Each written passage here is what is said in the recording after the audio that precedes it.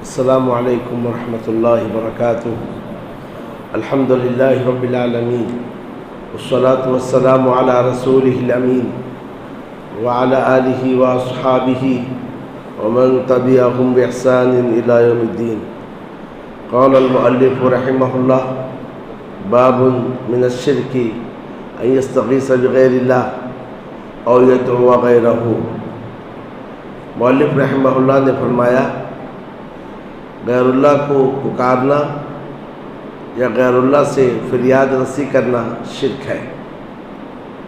یہ شرک کے اقسام میں سے ایک قسم ہے۔ برادران اسلام و خواتین، مؤلف رحمہ اللہ شرک کے مختلف مظاہر کو بیان کر رہے ہیں۔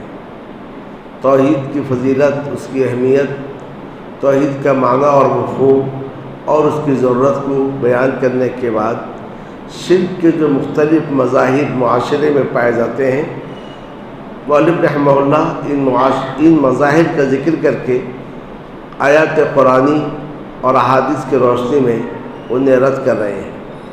تو آج جو باب ہم پڑھنے جا رہے ہیں، اس باب کا عنوان یہ ہے: غیر اللہ کو پکارنا یا غیر اللہ سے فریاد رسی کرنا شرک ہے۔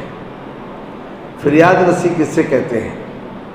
فریاد رسی کا مطلب یہ ہے کہ سخت مصیبت کے وقت انسان جو پکارتا ہے اس کو فریاد رسی کہتے ہیں۔ دیکھیے، دعا کا دو مفہوم ہے، ایک دعائے مسئلہ اور دوسرا مفہوم ہے دعائے عبادت۔ دعائے مسئلہ کا مطلب مانگنا، یعنی آپ اللہ عز و جل سے کسی ایسی چیز کو مانگے جس میں آپ کے لیے نفع ہو، فائدہ ہو، یا کہ اللہ عز و جل سے کسی مشکل کو دور کرنے کے لیے مانگے، اس کو دعا کہتے ہیں، دعائے مسئلہ یعنی دعائے سوال۔ اور دوسری قسم وہ ہے جس کو دعائے عبادت کہتے ہیں۔ دعائے عبادت کا مطلب یہ ہے کہ نماز ہے، روزہ ہے، زکوٰۃ ہے، حج ہے، یہ سارے کے سارے جو اعمال ہیں دعائے عبادت ہیں۔ دعائے عبادت کو آپ خوف اور طمع کے ساتھ انجام دیتے ہیں، یعنی اللہ عز و جل سے ڈرتے ہوئے اور اس سے ثواب کی امید کرتے ہوئے انجام دیتے ہیں۔ ابھی ہم نے نماز پڑھی خوف اور طمع کے ساتھ۔ طمع یہ ہے اللہ عز و جل ہمیں اس کا اجر دے، اس کا ثواب دے۔ ڈر اس بات کا ہے کہیں اللہ عز و جل ہمارے اس عمل کو قبول نہ کرے۔ جیسا کہ ابراہیم علیہ السلام اللہ کے گھر کی تعمیر کر رہے تھے، دعا کر رہے تھے، ربنا تقبل منا، اے ہمارے رب تو ہم سے قبول کر لے، کیونکہ کوئی ضروری نہیں آپ کوئی عبادت کریں وہ قبول ہو جائے۔ تو بندہ مومن جب کبھی عبادت کرتا ہے، ایک طرف وہ امید رکھتا ہے اللہ تعالیٰ اس کی عبادت کو قبول فرمائے، اجر اور ثواب دے، اور دوسری جانب وہ ڈرتا بھی ہے ایسا نہ ہو کہ اس کی عبادت میں کوئی کمی ہو جائے، اس کے منہ پہ مار دی جائے۔ تو خوف اور طمع کے ساتھ جو عمل ہم کرتے ہیں اسی کا نام ہے عبادت۔ دعائے مسئلہ کا مطلب جیسا کہ میں نے کہا کہ جلب منفعت یا دفع مضرت کے لیے جو آپ دعا کرتے ہیں، اس کا نام دعائے سوال، دعائے مسئلہ۔ دعائے عبادت کی جہاں تک بات ہے، یہ مکمل اللہ کے لیے ہے، یعنی آپ نماز، روزہ، زکوٰۃ، حج اور اس قسم کے جو نیکیاں ہیں غیر اللہ کے لیے نہیں کر سکتے ہیں۔ اگر غیر اللہ کے لیے کر رہے ہیں کھلم کھلا شرک ہے۔ جہاں تک دعائے مسئلہ کی بات ہے، کسی سے کوئی چیز مانگتے ہیں آپ، تو یہ جو دعائے مسئلہ ہے، تو دعائے مسئلہ میں تفصیل ہے۔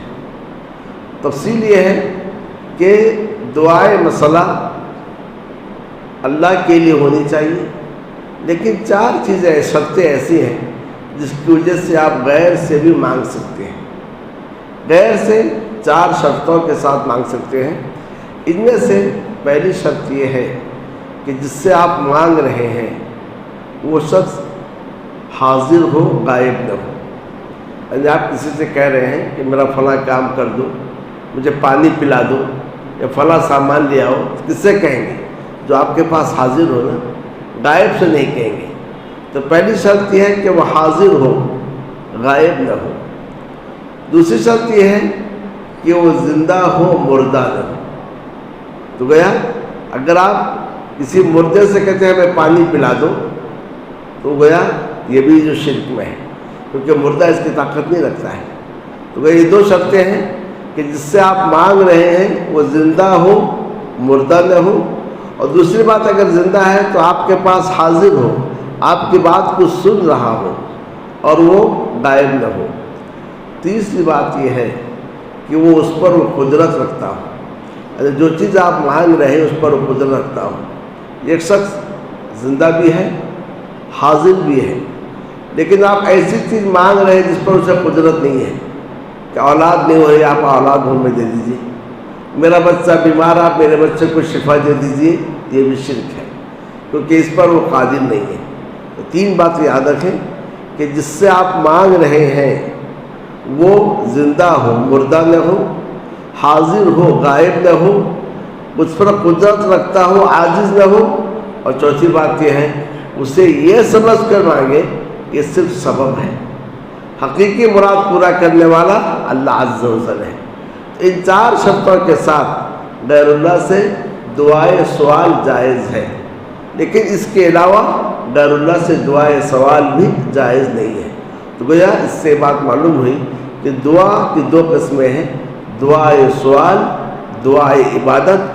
دعائے عبادت سب کے سب اللہ کے لیے ہے، لیکن دعائے سوال کی بات جہاں تک ہے چار شرطوں کے ساتھ دعائے سوال غیر اللہ کے لیے بھی جائز ہے، لیکن اس کے علاوہ جائز نہیں ہے۔ اس دعا کے کئی قسمیں ہیں۔ ایک تو یہ ہے استعانت، مدد طلب کرنا، ایاک نعبد و ایاک نستعین، تیری ہی ہم عبادت کرتے ہیں اور تجھ ہی سے ہم مدد چاہتے ہیں۔ ہم جو عبادت کرتے ہیں جب تک تیری مدد نہ ہو ہم عبادت نہیں کر سکتے ہیں۔ وہ استعانت یہ اللہ کے لیے خاص ہے، مدد طلبی۔ اور اسی طریقے سے دعا کی ایک قسم ہے استعاذہ، جو ہم کل پڑھے ہیں کہ پناہ طلبی، اور دعا کی تیسری قسم ہے استغاثہ کہ فریاد رسی۔ تو استغاثہ ہو، استعانت ہو یا کہ استعاذہ ہو، یہ سب کے سب دعا کی ہی قسم ہے، دعائے سوال کے قسم ہے۔ فرق صرف یہ ہے استغاثہ ایسی دعا کو کہیں گے جب آپ مصیبت میں گھرے ہوئے ہو، پریشانیوں میں گھرے ہوئے ہو، کرب کے عالم میں ہو، ایسے وقت جو آپ پکارتے ہیں اس کا نام ہے استغاثہ۔ جیسا کہ اللہ تعالیٰ نے فرمایا استستغیثون ربکم فاستجاب لکم، بدر کے موقع پر جب کفار تمہیں گھیرے ہوئے تھے، ان کے مقابل میں تمہاری تعداد بہت کم تھی، تم اپنے رب سے فریاد کر رہے تھے، اس نے تمہارے پکار کا جواب دیا۔ استغاثہ کہتے ہیں کہ انسان جب مشکلات میں مصائب میں گھرا ہوا ہو اس موقع پر جو پکارتا ہے اس کو استغاثہ کہتے ہیں۔ استعاذہ کہتے ہیں کسی کے شر سے بچنا ہے، کوئی آپ کو ایذا دے رہا ہے، تکلیف دے رہا ہے، اذیت پہنچا رہا ہے، یا کوئی بیماری ہے تو اس شر سے بچنا ہے، اس کے لیے استعاذہ ہے۔ استعانت کا مطلب ہے مدد طلبی، حالانکہ دونوں مدد بھی ہے، عام مدد طلبی کو استعانت کہتے ہیں، اور لفظ دعا ان سارے مفہوم کو اپنے اندر سموئے ہوئے ہیں۔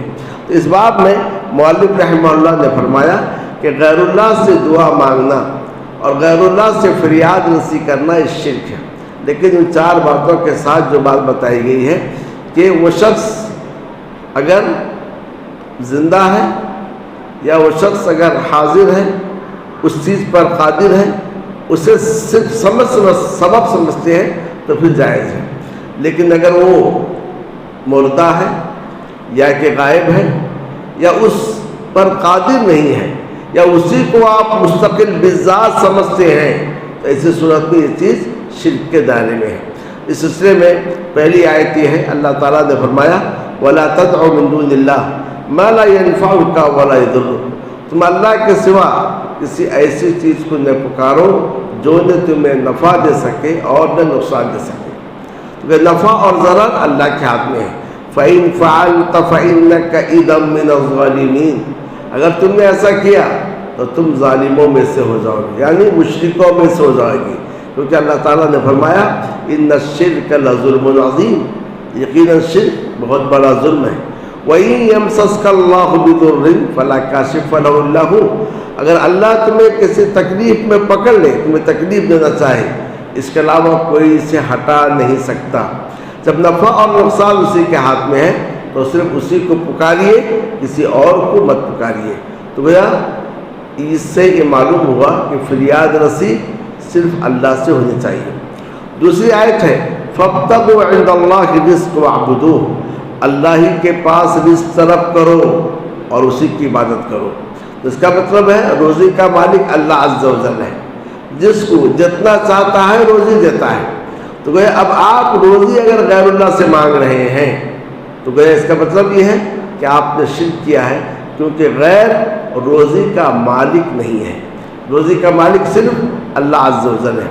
تیسری آیت ہے وَمَنْ أَضَلُّ مِمَّنْ يَدْعُو مِن دُونِ اللَّهِ مَنْ لَا يَسْتَجِيبُ لَهُ إِلَى يَوْمِ الْقِيَامَةِ وَهُمْ عَنْ دُعَائِهِمْ غَافِلُونَ، اس سے بڑھ کر گمراہ کون ہو سکتا ہے جو اللہ کے سوا ایسوں کو پکارتا ہے جو قیامت تک اس کا جواب نہیں دے سکتے، اور وہ اس کے پکارنے سے بھی غافل ہے۔